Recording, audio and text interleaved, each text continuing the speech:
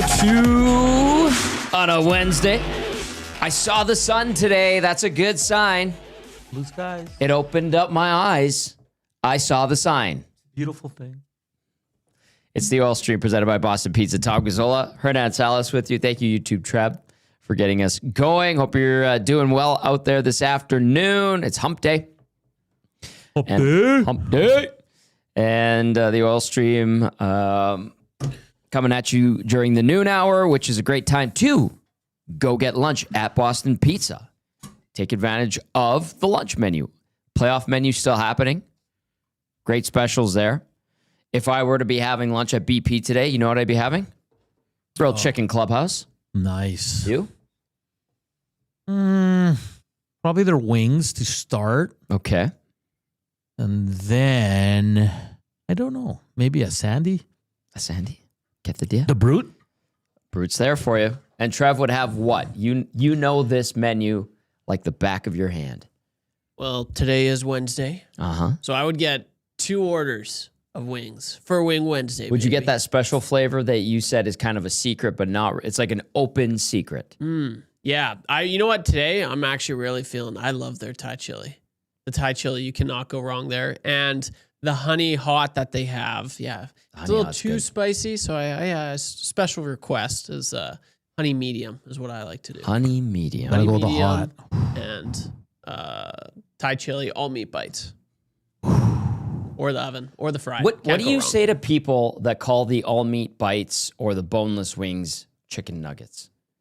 Like if they say, "Oh, I'll get the chicken nuggets," I would have been like I kind of just nod and be like, "Oh yeah, the chicken nuggets." I don't like correcting people. But there are people out there that'll be like, you're essentially just ordering chicken nuggets. Yeah. When you get boneless wings. To me, boneless wings are a bit bigger. Yeah, they're bigger than nuggets. Yeah, they are bigger. And they're good at BP's. The boneless. Yeah. You got to really cut good. them. Like they're big enough. Yeah. You got to cut them. Yeah. We Very should. nice. Sometimes I do. Sometimes I Very don't. nice. Yeah. It's a good mix. Sometimes I go all meat bites and then the oven as well. You mix it up. You can't go wrong. I like their variety. Interesting. Delicious. Very interesting. Fascinating stuff right there. What's that? It's fascinating stuff right there. Just like waves. Waves are always Every fascinating. 7th wave. It's the biggest wave. Look out. Watch out for the 7th wave. It's massive. Thank you, Trevor. All right, you can text us 780-218-9999. Hop into the nasty chat. Hit that like button. Subscribe. We're over 15K on YouTube, which is fantastic. Trev put up a great video that we compiled for him. And if you haven't seen it, check it out. It's kind of funny. There's some good stuff in there. A couple of good impersonations, I guess, from Glue Guy. And then Benny did his Finnish accent, which is actually pretty impeccable. Yeah. He's quite good at that, which is interesting. Stanley Cup final underway. The Golden Knights victorious in overtime. Unreal. Right? And I filled in for Eric yesterday on the morning show. And I said, if you were to put a little parlay together, just a little sprinkle, I'd go over 5.5 goals because the over-under was set at 5.5. And I would take Vegas to win. So it's a little parlay, but that's exactly what happened last night. Yeah. Didn't start well It did not. for Vegas. I was impressed, man. That team is, they were the better team, obviously. It was a close game. I don't know, Tom. Vegas looks really good. Like really good. I think this is going to be a long series. I took Golden Knights in 7, not because I'm rooting for them. Our good buddy Ken Balke from Sin Bin Vegas. I know that guy. Said Knights in 5. Wow. Well, he's brash. Yeah. He's great, and he's brash, and he'll stir it up too. He'll stir it up. He likes to. Yeah. It was funny because he told us he had a donaire here in Edmonton. He goes, it did not go well for him. Oh no. We were talking about.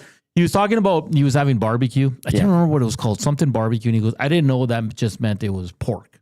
Okay. He goes, there's a whole bunch of different barbecues. Here or when he was in Carolina? No, in Raleigh. Oh, in Raleigh. Okay.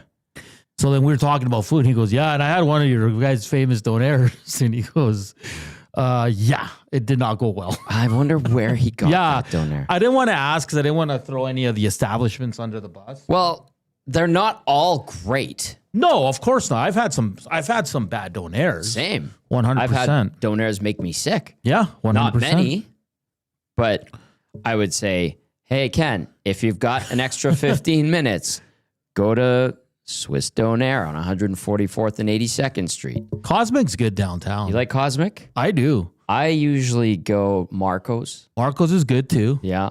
I've heard Basha is good. I haven't had Basha, but the pizza at Cosmic's good too. The pizza by the slice. Well, don't go there at 2 a.m. No, I know. because they're just rushing those pies out. I've actually had a few late. I believe it. There's Marco's is like top of my list now because the last donair I had was from Marco's and I was very impressed. I might get a Marco's today Oh, look at that.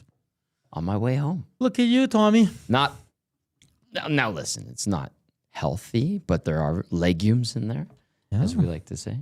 It's a lot of good spots. Southside. Have you had High Voltage? It's a different take on donairs. I have not, but I've heard a lot about it. There's tricky one to get to. There's one on 99th Street and 34th Ave. I can't remember the name. It's with an A. Chris says Simon King. I've had Simon King. That's a really good one. I've heard of Simon King. Obviously, if you're in Beaumont, we would say go to Mayna's. Oh, Mayna's is like my whole family lives in Beaumont. I got to go to Mayna's more. Like probably top two donair I've ever had is at Mayna's. And that place is busy. You should see it during the school season, Tom, at lunch. Oh, the line's outside. Yeah, Mayna's? Mayna's in Beaumont is fantastic. Fantastic.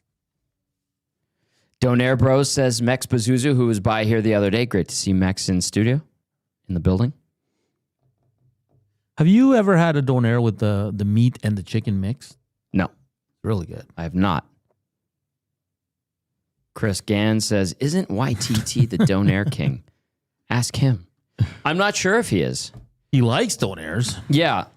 And then Mo's Lebanese says, last night I made honey mustard chicken wings, boys. Oven baked. I thought you were going to talk about donairs. Yeah. Oh, how about Gager's homemade donairs? Those were amazing. I know Yukon Jack makes his own. Yeah.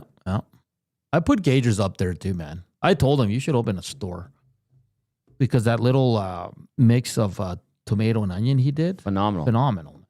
Just great. And that's all we had it with, right? With a little bit of cheese, I think. Yeah, and he did his own sauce, which apparently isn't as tricky as you might think. Getting hungry. It's that time of day. Anyway, so Brandon's saying Vegas and OT, Tommy, huh? What is that in regard to? What do you mean? Did I say something wrong there? Vegas and OT? Is that what he said? Yeah. I have no idea. Did I say something wrong? Maybe he's saying game 2? Oh, maybe. But for the mini parlay, I took Vegas on the money line and the over. Yeah. That still hits yesterday.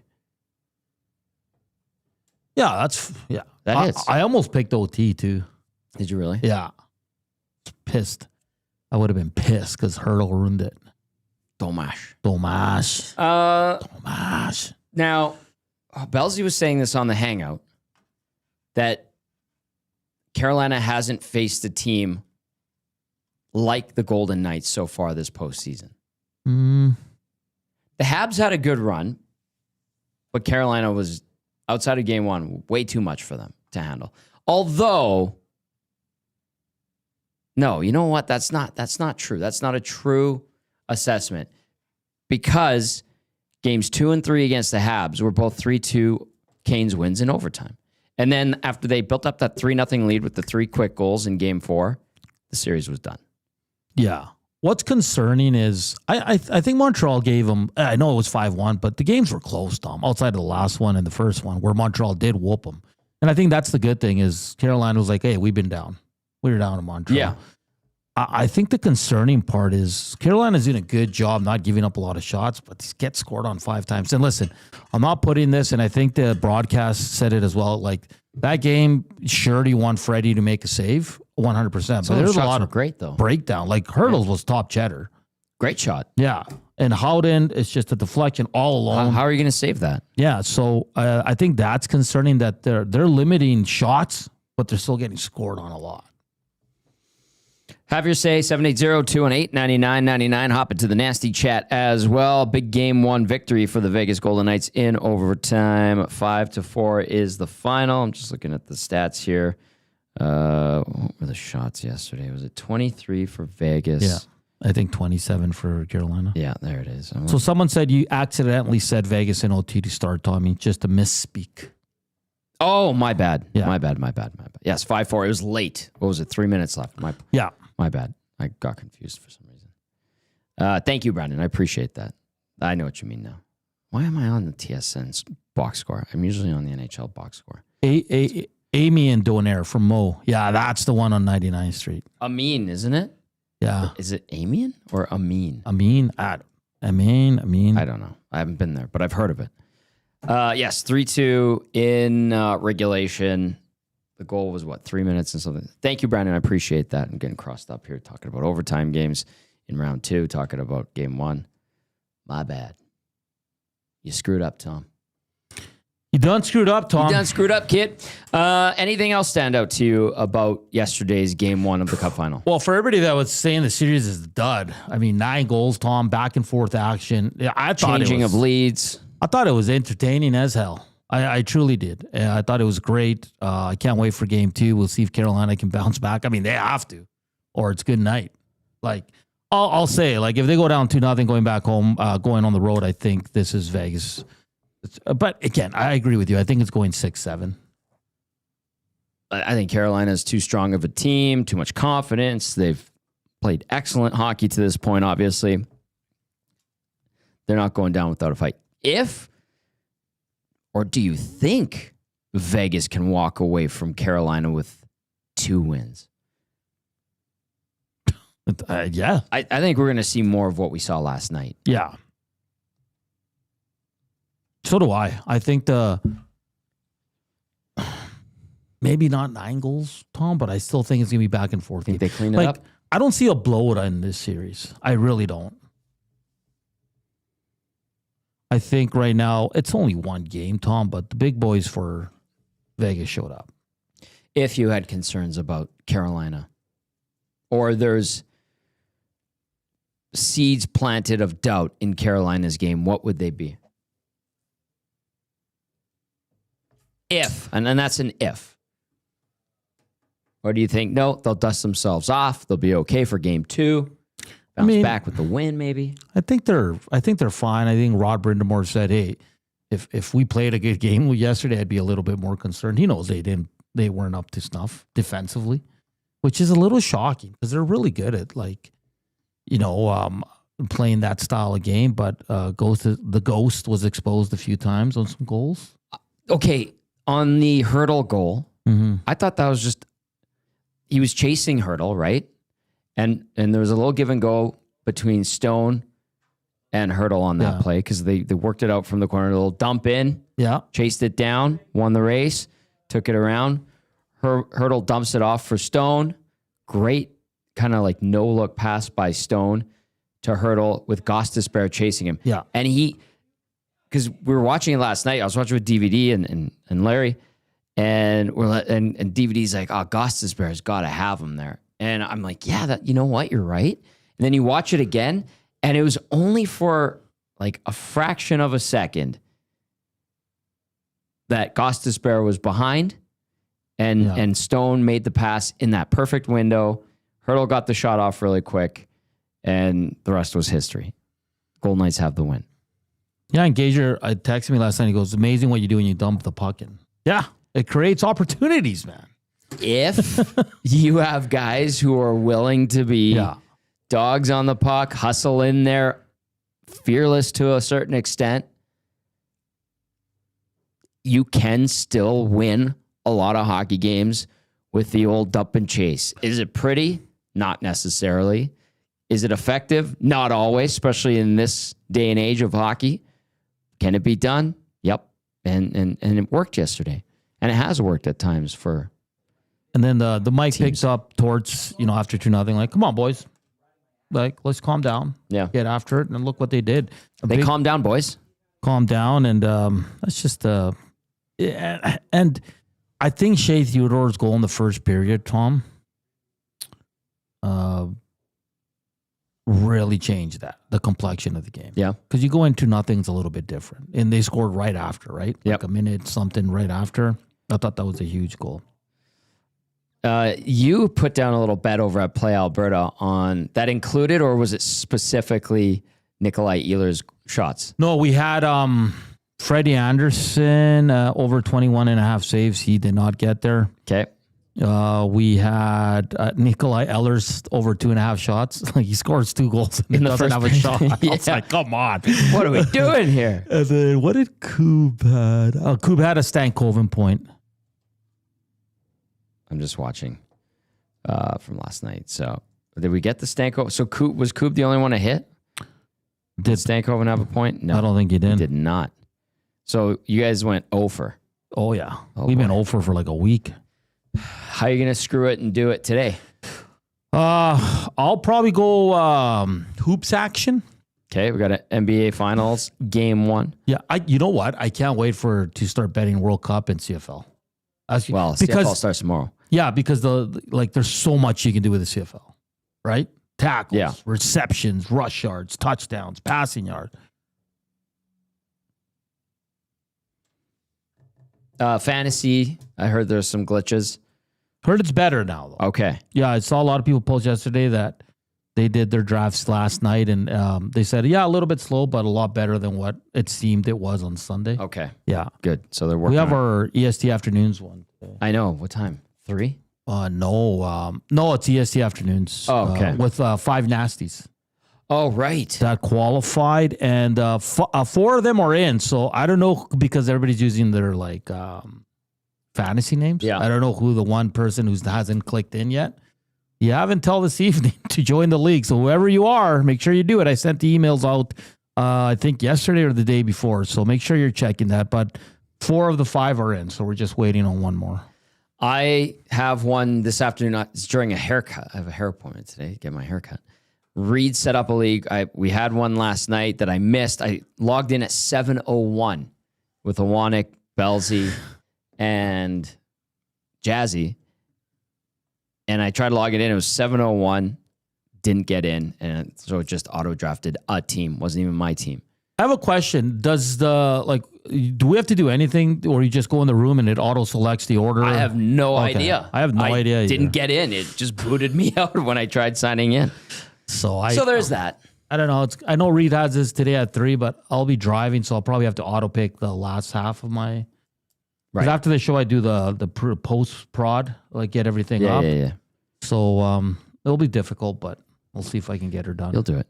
You'll get through it okay. All right, let's go to the inbox here. 780-218-9999. Ranger Nick, in regard to last night's Game 1 of the Stanley Cup Final, says, hey, guys, the only reason why Vegas is where they are is because of Tortorella. He gave the reins to Hart and Torts, being how his tenure time in New York ended. He got the team running through a brick wall. I read that verbatim. Yeah, that's fine. Read that verbatim. And yeah, Brandon from Windsor. Yes, I know. Thank you for correcting me on the Vegas and OT thing. I got cross-mogenated earlier in the show. A lot of Donaire recommendations. And then Hampton Steves likes my Ace of Base reference. And then what else do we have? Yes, it's randomized order when the draft starts. Okay. Good. Zedmo's bringing up. Do you want to cap off the cup final? Yeah. Before we look at Zedmo's text. Like I said, a lot of people thought, I'm not watching this. That was an entertaining first game. Hell of a first game. Mm-hmm.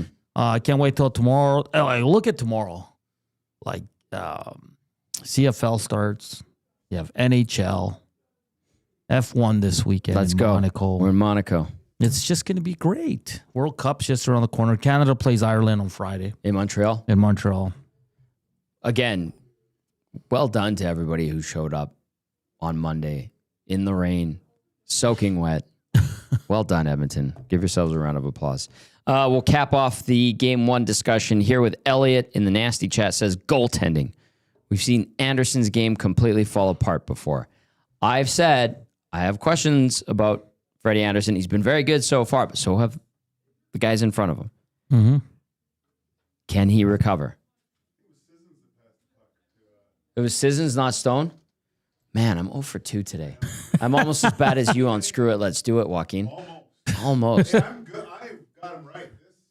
This You didn't get it right yesterday. You were very confident wearing that leather jacket. I saw you saunter in here. A little cameo from Joaquin Gage there. There you go. I'm getting my goals crisscrossed here. Yeah, that was Sissons. That was a great pass. All right, let's move on from game 1 of the Cup final. I evidently need to study the score sheet better and pay more attention rather than sipping on beveraginos while watching the game. This came in from Zedmo. It's in regard to news outside of the Stanley Cup final. It says the Toronto Maple Leafs are interested in Patrick Roy. They're also supposed to talk to Laviolette. What you think? I mean, Patrick Roy in Toronto would be a riot. I can't see that. With that media there, like how much media there is, oh my, that would be something. Could you imagine a Habs legend coaching the Maple Leafs? Has that happened before? No. Like in the modern NHL, the expansion era, Pat Burns went from the Habs to the Leafs. So I answered my own question there. Even that was like 35 years ago. That's crazy. Right? Yeah, I mean, hey, at least they're interviewing everybody under the moon, under the sun, whatever you want to call it. Either or. You know, like they're doing their due diligence. They actually are doing their due diligence and interviewing a lot of candidates. Are you alluding to a different team that might be in search of a coach right now? Well, they're saying they're doing their due diligence, but we haven't heard anything. And it doesn't mean they're not doing it, but usually this stuff gets out, Tom. Yeah. Like Berube, we've heard. They met for 3 or 4 hours a couple weekends ago. Right. I haven't heard from anybody that Laviolette's interviewed with the Oilers. Again, I keep saying, well, now the Oilers, they probably won't get Bruce Cassidy. Then tomorrow will be the complete opposite. So no one knows. There's a daily update from somebody. I don't know. So who the hell knows, man? You have to get it right. And I'll say it again. My confidence in this management is not high. And it's not personal. Why I have no idea who Jeff like, Jackson is or Stan Bowman personally. I'm just, from what they've shown us in 2 years, I'm not confident. That's fair. Okay. I understand. I'm not going to chastise that. I kind of agree with you. Actually, more than kind of. I completely agree with you. Thank you. Thank you. Let's dive into the inbox.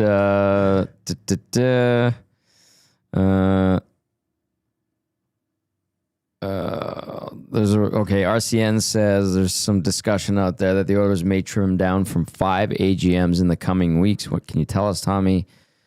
Is it Bill Scott or Keith Gretzky out or both? I saw one of the Oilers AGMs yesterday. Shout out to Kurt Hill. We'll get into a little bit of that shortly. Congratulations to Michael Chan and Jamie Jackson. I don't foresee Keith being out. I should get in touch with him because he has just taken over and run Bakersfield quite well, I would say. Mm-hmm. Bill interviewed with the Vancouver Canucks and the Nashville Predators, did get a follow-up with the Preds. They hired, was it Chris McFarland from Colorado? How about that? Mm-hmm. How about that? And so I don't know where that leaves Bill, but part of this AGM thing to RCN, this isn't really going to answer your question. They could very well trim down their AGMs, but AGM has become such a easy title to throw out there recently. But all the guys that they've named AGMs have a specific title and duty. Yeah. Like Kurt Hill is going to be like procurement of talent, North America. Toby Salmelainen, Europe. So, Hallie Larson, call him Stan Bowman's right-hand man. It's like, but do you need AGM on all, like... I don't know if it has to do with pay and like where they slot them in on the depth chart, the company flow chart. Obviously, I would think it does. Yeah, it's when I read the moves last week and saw how many AGMs, assistant general managers, they had, I thought to myself, this is getting a bit ridiculous, isn't it? It is. How many teams have 5 AGMs right now? There's a few teams that have a robust list of AGMs. Oh, they do. There are a few that have like 3 or 4. You go, oh, why? Well, like you said, like they all have a different kind of avenue they're going down. But again, you have to put AGM, just say they're in charge of this and that. Who cares? At the end of the day, this is the group that's going to lead the team to greatness Or failure. or the biggest flop in sports history with Connor McDavid. Chris says maybe Kate's son will be the AGM. Well, he is already an alternate governor.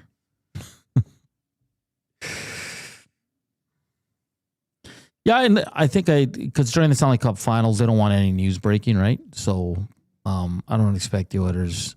And then whatever happens after this series, we'll find out what's going on with Bruce Cassidy and if the Oilers have to move on. What if they have to move on? I mean, I hope they're expecting that. Well, it's probably Berube then.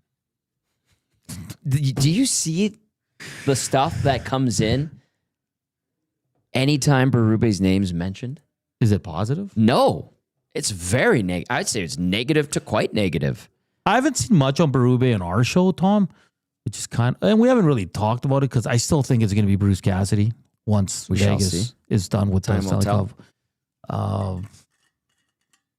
But Gage brought up the good point. Like, are they taking a step back now, seeing the success of the Vegas Golden Knights? Like, maybe this guy isn't as, you know. I think any coach they hire outside of Bruce Cassidy, it's probably gonna go the wrong way in terms of like the reaction. And I include myself in that. If Berube is a coach, yeah, it's probably not, for me, it's not a confident hire. I don't like it. But we don't know. Here, how about this one from Statue Boss Production? It says, biggest flop? They made the final twice. Cup was sitting there to take in 2024. McDavid needed a single point in that game, and they likely have a ring. What more can the rest of the team do? Well, now Statue Boss Productions, like those are fair points. Yeah, but ultimately they did not win. They didn't win, right? And there's potential now that Connor might move on, and it would be the biggest flop. Hopefully that's not the case. Yes. And that's why we said potentially could be the biggest flop. Having the big what if. It's a hypothetical. Yeah. So before you get angry, Statue Boss Productions, deep breath, analyze, assess, and go, okay, we're just having a conversation right now. Like you might, after next year, say, okay, I'm staying long-term, signs an 8-year deal. That could happen. Or you can say, guys, I want to move on. Everything could be back on track. Or you can sign another, there's no way he's signing another short deal. Why wouldn't? I don't know. I don't know. By all accounts, from what I've been told, the big boys are not happy right now. Okay. From very reliable sources. So is that they're not happy with how things are? Roster construction. How things went. Firing of Knobloch. That I don't know if they're necessarily upset about. I would say more so where the group is at right now, how the season went, what kind of decisions are being made. Let's put this organization into kind of a jam.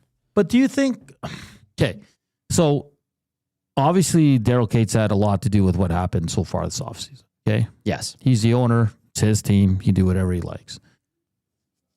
Do you think he calls Connor and Leon, just says, boys, I just want feedback. What's going on? Let's just have a conversation. Maybe from time to time. Because I don't think, I think the Knobloch decision was made right away. It was just kept under wraps until it leaked and this whole Cassidy thing. But do you think he's like, what do you think of Stan and Jeff? Do you think that they have some input? Because the confidence these two guys have. I think they probably happen casually. Not like, hey, boys, it's my monthly check-in. How are we? Tell me what's going on. But what I'm like, if I was the owner of a sports team and going through the same situation as the Edmonton Oilers, I'd call my two big dogs and let's just talk. Like, how you doing? Like, what happened this season? Yeah. What do you think of this? What do you think? It doesn't mean what they say, I'm going to go and make the decision, but it's also important because you're trying to keep Connor McDavid. You probably want to listen to him. Yeah. Like Leon's here for 8 years. You can ask for a trade down the road. Sure, that's an option. Again, hypothetical. I'm just curious to if Daryl Cates talked to those guys and just got a feel for where they're at and what they're thinking and what they're feeling. And maybe Connor doesn't give him much. He's just kind of reserved and says, yeah, you guys do you. It's not my job. Mm-hmm. Like, if you want to keep Stan and Jeff, that's not my problem. That's your problem. Do you know what I mean? Yes, but it becomes his problem. Oh, 100%. What an interesting summer and year ahead, eh? Statue Boss yes, very much so. Statue Boss Production says if McDry are signing off, quote unquote, on the moves, then what right do they have to complain when the moves don't work out? They ain't signing off on nothing. I can tell you that with certainty. And that's not what I'm saying, Statue Boss. What I'm saying is, I think as an owner, to talk to your stars is it's not getting their approval. It's just having a conversation of what they want to see, what went wrong this past year. It's not, hey, Connor, what do you think if I sign or hire this guy? Like, that's not what Daryl Cates would do. That's not the conversation, yeah. No, it's just a conversation with your two stars. I think any good owner would do that in a time like this for the Oilers. I'll tell you what, they didn't sign off on some of the decisions that were made. Yeah. And you might even say they didn't know some of them were being made. And I'll say, like, I can't see Connor and Leon being those guys. Like, you guys need to tell us what you're doing. Like, those guys just want to play hockey and win championships. Yeah. Now, designing a jersey and seeing what they wear, they do get consulted on that. I know they sign off on those firsthand, but that's way different. Mad Hat says maybe DK has those conversations through the proxy that is Paul Coffey. Well, I hope not. Yeah, that's more likely. Like, just talk to them yourself. Because then you are the owner. They are the most important parts of your team. Yeah. Check in. Are you okay? Is everything good? That's a good way. How's your wife doing? Check in with the guys about their families, about everything. What do you think about how things are going right now? Okay. Good to know. Talk to you soon. Yeah. Have a good summer. XOXO. Hugs and kisses. Or maybe peace sign emoji. I don't know. All right. We are halfway through the oil stream presented by Boston Pizza. You got Tom Gazzola. You got Hernan Salas. You can join the conversation. Hit us up via the inbox 780-218. Or if you're watching live over on YouTube, get into the nasty chat. Good conversation in the off season. What off season is her? Lieutenant Eric likes to say. Popeye's Louisiana Kitchen Studios. Go check out Popeyes. You can take advantage of the $5.99 big deal. You get the soda, you get the fries, you can get the chicken sandwich, or you can get the 2 chicken strips with the biscuit and some dipping sauce. That's the name of it. I was like, what is that little piece of bread you get? Biscuit. Biscuit. I was a biscuit because I couldn't think up the name and term and word biscuit. I'll own that one. They also have the big sauce combo going on. 3 huge strips of chicken with some fries and some dipping sauce over at Popeyes. Once again, thank you to everybody who took part in the month of May for Ben Stelter Foundation. Tom, we have some breaking news. Lay it on me, brother. NHL just announced John Cooper is your 2026 Jack Adams Award winner. Finally, it's happened to me right in front of my face. And I just can't deny it. Congratulations to John Cooper. Well done, Hernan. CC Peniston. Okay. One more thing. This is the oil stream. I know the focus generally is the Oilers in the NHL, but also in the Oilers umbrella and titled Oil, or under the name Oil, is the Oil Kings. Yes. Yesterday, they formally unveiled Michael Chan as president of hockey operations and GM of the team, and then Jamie Jackson as director of scouting. Very nice touch to have Kurt Hill, who has been named one of the assistant general managers of the Edmonton Oilers now, to hand off or pass the torch, as he put it yesterday at the press conference, to Michael Chan. Channer started out as a video coach crazy. like 12 or 13 years ago. Put in the time, put in the effort, worked his way up, went and worked for the Maple Leafs organization for a bit. I think he was with the Marlies specifically, and then was brought back. And him and Kurt were kind of a 1-2 punch. And as everyone moves up, Jamie Jackson comes in to help out. And Channer is now president and GM of the Oil Kings. And he'll have the wisdom of Kurt Hill and the experience of working with him to kind of form his abilities as a GM in the Dub, which is an evolving landscape as we describe it in the CHL. He also was around Bob Greener leading the Oil Kings, this iteration of them, to early success, championships in 2012 and 2014, and a Mem Cup. And then there was Randy Hanch for a little while. Then Kurt Hill took over, and now we have Michael Chan. So I'm very happy for Michael Chan. I witnessed him at the old arena, at the new arena, doing stuff with U of A. Just a hockey nerd with a deep passion for the game, getting his chance. So there's one that they have found and groomed into their next leader to keep the legacy of the Oil Kings strong. So I'm very happy for Channer. I talked to Jamie Jackson a little bit as well. Really nice guy. He's from BC. And I just want to give them some love. Talked to Rogan Dean as well.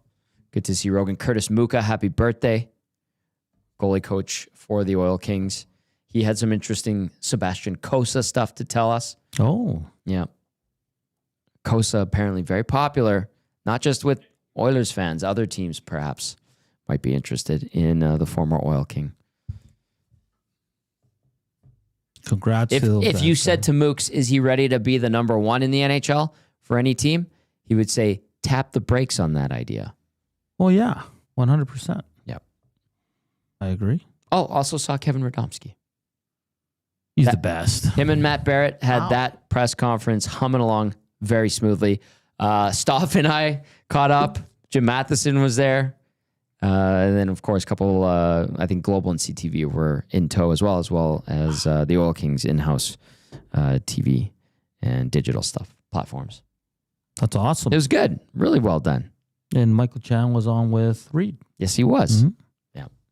Yeah. It was funny. I'm like, I wonder how Channer's going to do with media. He handled it very well. And he's going to get better and better and better. And he's going to be doing it a lot more. So well done. And then Kurt being Kurt, just a good dude. Good for Edmonton to keep him in-house because there was interest.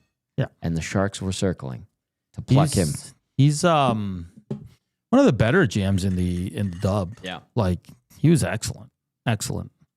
And good for him, man. Gets the bump up to the big club, and we'll see what happens. I mean, for Michael Chan, definitely an interesting time to take over the Oil Kings, losing a lot of their guys. In NCAA. Yeah. Mm-hmm. So, good stuff. Hampton Steve. Oh, let me see if I should read this one on the air. How about this? From Hampton Steve. How much of the dysfunction in the Oilers organization is being driven by ownership, or is it predominantly being driven by senior management? Both.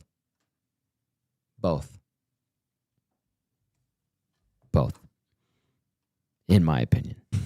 All right. Let's move on here. One other thing. I don't know if this was discussed at length yesterday, but did you see that the All-Star game has a new format? Yeah. Did you guys talk about it on your show? No. No, we will. Okay. It still doesn't interest me. It doesn't? Let me read it out. This is from the press release that the league sent out. The 2027 NHL All-Star Game will feature 5 teams. Remember they've had 4 lately? Yeah. Canada, Finland, Sweden, the United States, and a quote-unquote world team comprised of international players from countries outside of the other 4 teams competing in 3-on-3 round-robin exhibition tournament games. Each team will consist of 11 players, 9 skaters, and 2 goalies. The NHL and the NHLPA will select 30 players from each of the participating teams. And for the 2027 NHL All-Star Fan Vote, the league will pick which players are available on that ballot. That opens up in December. From that list, fans will have the opportunity to select 8 players from each team. The remaining 3 roster spots for each team, 1 forward, 1 D-man, and 1 goaltender will be selected jointly by the NHL and the PA. Now, here's where the guts of it happens. Each team will play 4 5-minute games during the round-robin tournament. There will not be an overtime period or shootout in the event of a tie. The top 2 teams from the round-robin will advance to a 10-minute final based on the following point system. 2 points for a win, 1 point for a tie, 0 points for a loss. The winning team will claim a $2 million USD cash prize. This is happening on Long Island at UBS Arena. Pardon me. So what you're saying is Leon Draisaitl will be on the world team. Likely. McDavid will be on Team Canada. Likely. Evan Bouchard will be on team. Maybe. 4th in Norris voting. Did you see that? Yeah. That's good. I mean, but we were talking yesterday about the voting has to change, Tom. It's got to go to the players. It's the only way. I think that makes more sense. Yeah, because, again, everybody's busy. They're traveling, the writers that do travel. It's just unfair because you're not watching. A team's out of your market. You're not watching them. You're not. You might watch them a handful of times when they play the team you're covering. So that's what I don't like because there's too much bias. There's too much. I saw so much media out east making, Evan Bouchard shouldn't be up for the Norris or he shouldn't be a top 3 guy. But you can tell they've never watched him play. All they see is the bad highlights. And that's not fair to him. And the abundance of points he puts up. He has exceptional, elite offensive abilities. He makes blunders. Yes, I will recognize that Cale Makar, Zach Werenski, Rasmus Dahlin make those mistakes as well.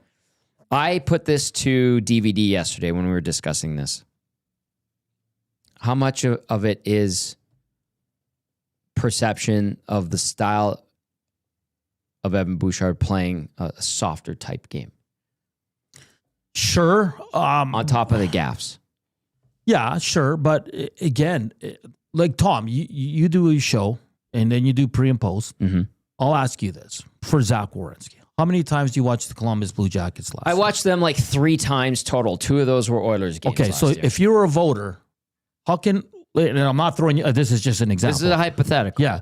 How can I trust you to vote for the Norris? And if you have Werenski when you've watched him 3 times? I would BS you and tell you I watch him a bunch. Okay. The truth would be, you're right. I don't watch him enough to make a valid opinion and give a true vote that wouldn't be completely skewed by just highlights and stat sheets. So a lot of people are going off stat sheets, highlights, and analytics. Yes. And I don't think that's fair. Sure. And now, listen, I think Bouchard should have been top 3. I thought he should have been a finalist as well. Yeah. Yeah. I don't think he was going to win it. It's bizarre because usually the defenseman with the most points wins the Except for trophy. Tyson Barrie didn't. 8 of the last 10 have. Yeah. What changed this year? Is it the gaffes? Is it that bad?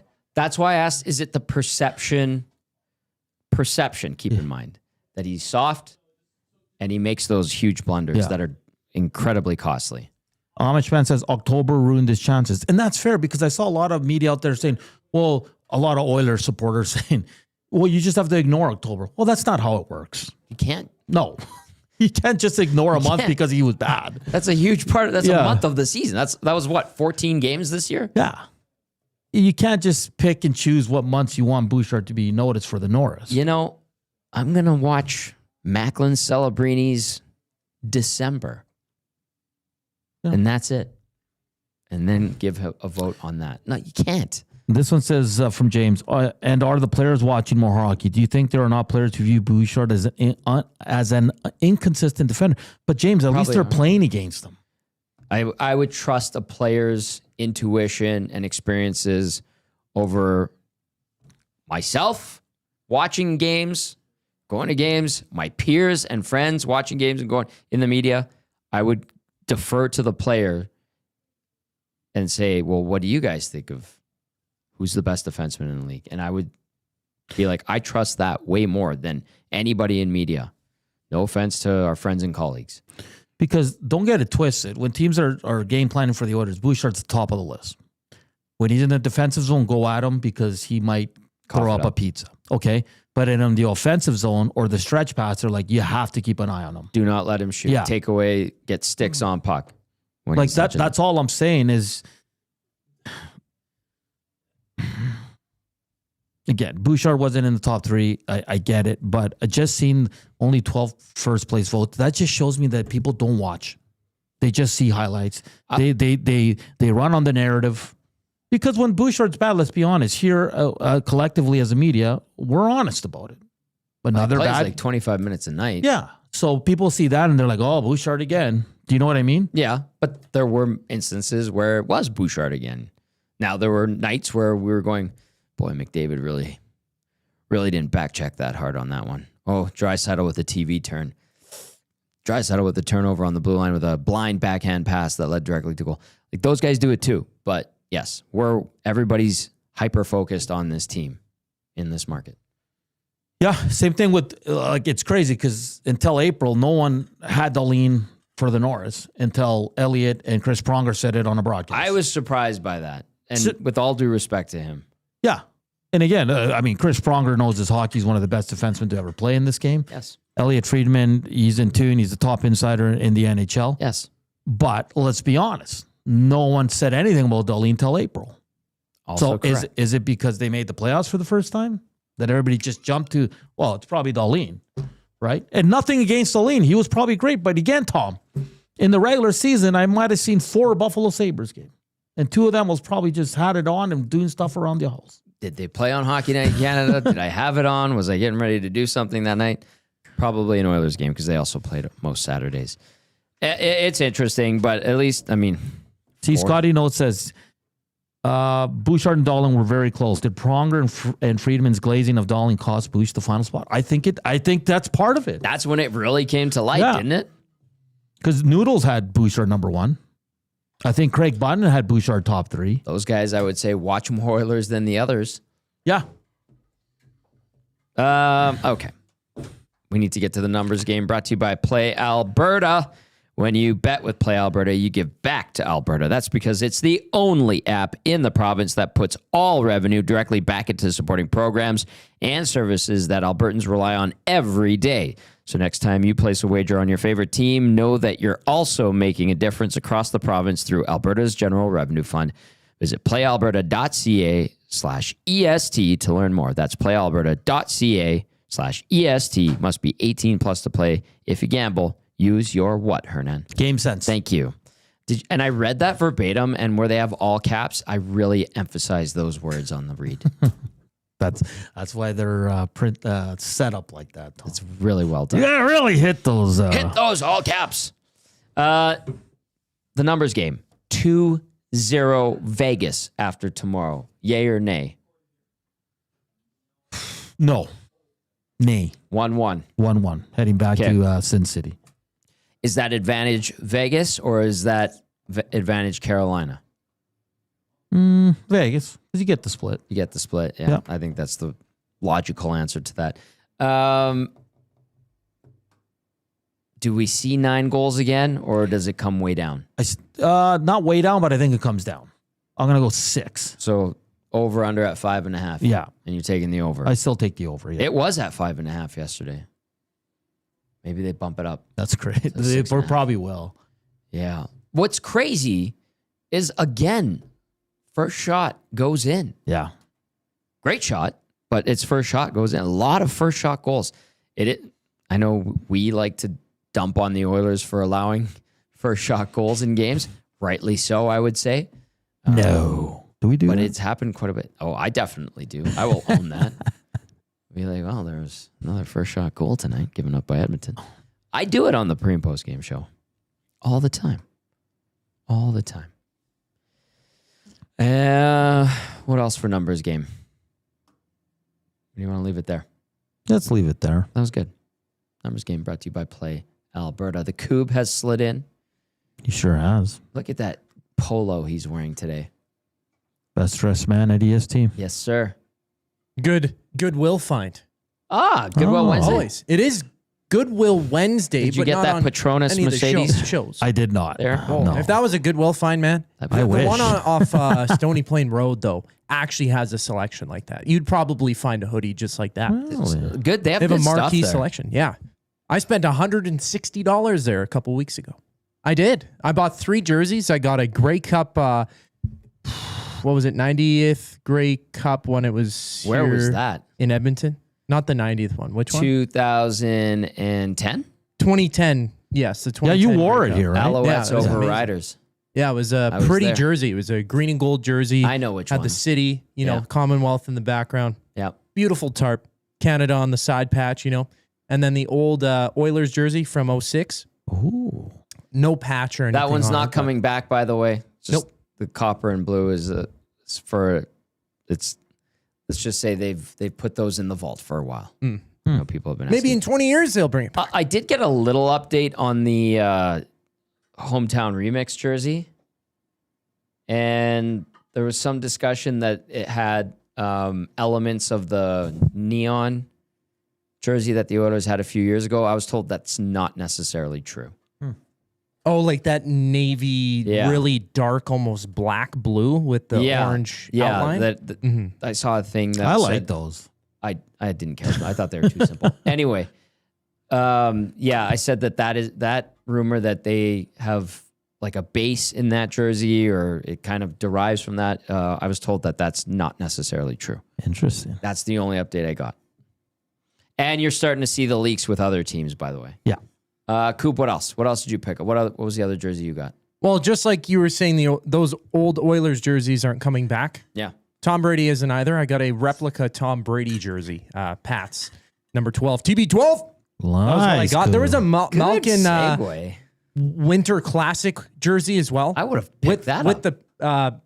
the patch, but Yeah. it was like massive. It was way too big to even kind of wear. Like it was Okay. like a pajama shirt. Gotcha. It looked like a Bruins fan got mad because there was 3 Bruins jerseys. One was a Pasternak, one was a Marchand. Like some of the selections they had there and the pricing, good. I was like, wow, this is shocking. Well- Like brand new jersey had the tag on. I was like, okay. Maddie's girlfriend, Kayla, I saw her at the football game on Friday. She had a Mike Riley home jersey. Nice. She was like, this was Goodwill Wednesday pickup. It was a Yeah. great price. Like, that was an excellent pickup. All right, what's coming up on EST Afternoon Scoop? Well, lots coming up, of course. Breakdown Stanley Cup Final Game 1. We got Hernan's World as well. We'll talk some NBA Finals too. Hernan's World. You said, Hernan, you got something cooking though. Yeah, it Something should be pretty all right. exciting. Should be It fun. should be okay. Awesome. Stay tuned for that for sure. We'll make some picks. TSN released their top 50 list in the CFL, so we'll get to that in noticias. Chris Cuthbert, also Foster Hewitt, Memorial Award winner. The man. I'm sure we'll talk about Great that. guy. And from Winnipeg Sports Talk, WST's very own Connor Rabchuk. Rabchuk? Rapchuk. He kind Rapchuk. of looks like you. He kind of does a little bit. I was almost. Yeah. I was a bit shocked the first time he clicked in, because I thought I was looking in the mirror. Oh. Man in the mirror. You're like, that guy's Yeah, he's good guy, looking. Connor. He's pretty handsome, that? and he's That very man well spoken. He And is he'll- very good. He'll talk some Bombers, getting in their preseason standouts as well. Tyler Elgersma talks some Jets, and I'm sure Stanley Cup playoffs as well. Sounds like a lovely show. Perfect. Don't go anywhere. Keep All it right. locked. For Hernan, I am Tom saying thank you for listening. Thank you for watching. Hit that thumbs up. We appreciate it so much. Good conversation today here on the Oil Stream presented by BP. The boys are back in a couple minutes. Have yourselves a wonderful Wednesday.